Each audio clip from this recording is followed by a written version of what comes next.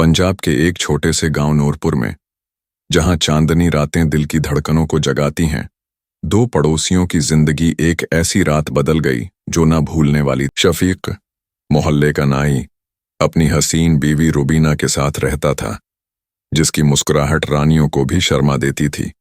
उसके लंबे सियाह बाल रेशम की तरह लहराते और उसकी चाल में एक ऐसी अदा थी कि गांव के मर्द चुपके से नजरें चरा लेते।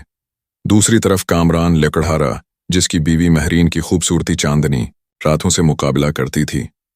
उसका दूधिया रंग, गुलाबी होंठ और गहरी आंखें ऐसी थीं कि देखने वाला दिल हार बैठे।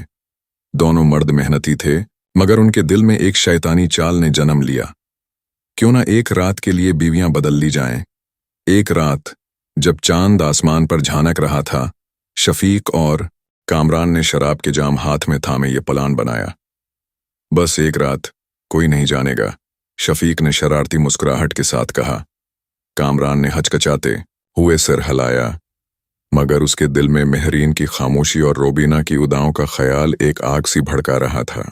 महरीन, जो हर सुबह अपने हिस्न को संवारती, आईने के सामने घंटों बैठती, अपने शौहर की बेतौजी से तंग आ चुकी थी। कामरान सुबह जंगल जाता, शाम को थका हारा लौटता और रात को उसे एक नजर न देखता।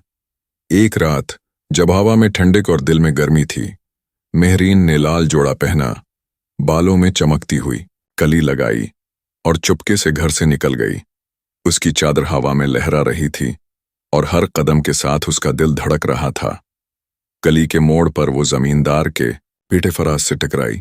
फराज, जो अपनी जवानी और दौलत के निशे में चौर था, उसकी आंखों में हवस और होंठों पर एक प्रकशिश मुस्कुराहट थी। इतनी रात को कहाँ, हसीना? उसने धीमी आवाज मैं पूछा। महरीन ने नजरें झुकाएं, मगर उसकी आवाज में एक अजीब सी गर्मी थी। मेरा शौहर मुझे देखता नहीं, क्या तुम वो दे सकते हो जो एक औरत का हक है? फराज ने उसका हाथ पकड़ा और वो उसे अपनी हवेली की तरफ ले गया। हवेली के कमरे में मोमबत्तियों की रोशनी झलमला रही थी।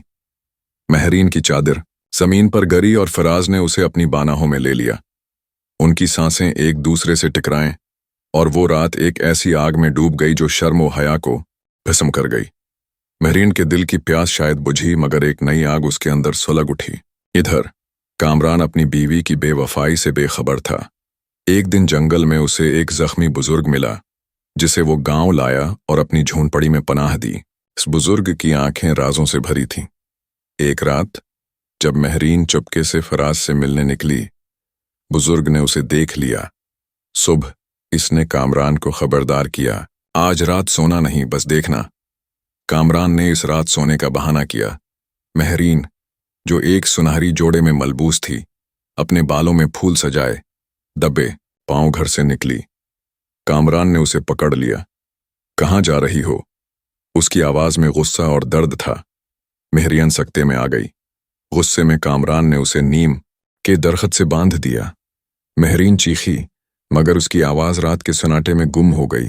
इसी वक्त पड़ोसन रुबीना, जो अपने बच्चों के लिए दूध गर्म कर रही थी, ने महरीन को देखा। ये क्या हुआ? उसने पूछा।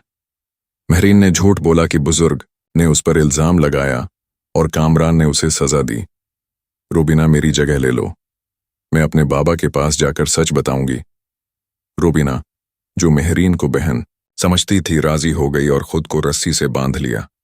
महरीन घोड़े पर सवार फराज की हवेली चली गई, जहां एक बार फिर वो उसकी बाहों में खो गई। उधर कामरान रात की ठंड में रुबीना को देखकर पिघल गया, जो उसे महरीन लग रही थी। वो उसे खोलकर झोंपड़ी में ले आया।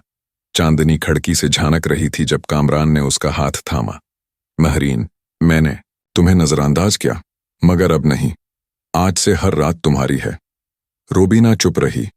उसका दिल डर से कांप रहा था, मगर उसकी खामोशी ने कामरान को और करीब कर दिया।